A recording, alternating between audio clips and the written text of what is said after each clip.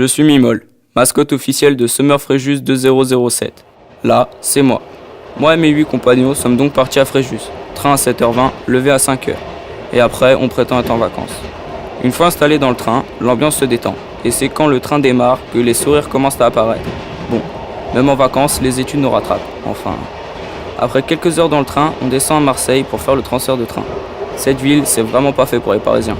Et oui, alerte à la bombe. Pas de chance. Donc évidemment, tous les passagers sont évacués. Tout le monde se serre devant la gare et on attend. Attends.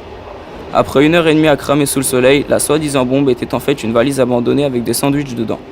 Monté dans le train et arrivé à Saint-Raphaël, mes compères remercient les 2 dames qui ont eu la gentillesse de nous amener à l'auberge de jeunesse, une dizaine de kilomètres plus loin. On monte dans les chambres, et ensuite, on passe devant la cuisine. Et là, c'est le drame. Une cuisine de 4 mètres carrés, avec 2 mini-plaques chauffantes, un frigo rempli, et de la vaisselle empilée dans un coin. Première impression, pas terrible.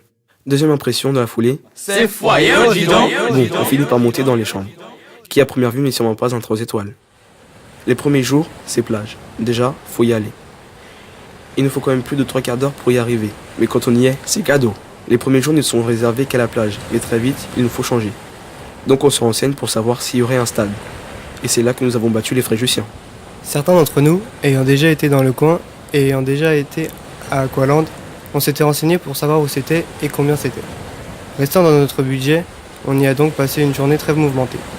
Kevin s'est fait taguer le dos et Thomas a pécho un coup de soleil mémorable. Comme quoi, une sieste, ça peut faire du mal.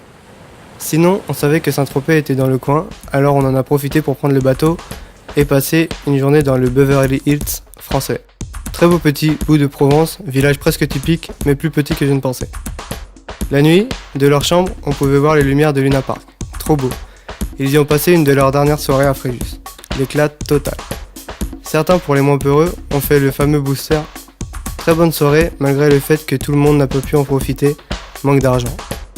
Pauline, la sœur des jumeaux, était venue nous rendre visite et qui est venue avec nous au cinéma pour voir Harry Potter. Inutile de dire que si on avait eu du popcorn, ça ne se serait pas passé de la même façon. Et enfin, les soirées passées sur les tables à discuter avec les autres résidents. D'après ce qu'on m'a dit, c'était le pied. Et enfin, mon adoption, bien sûr, on m'a acheté. À l'année prochaine.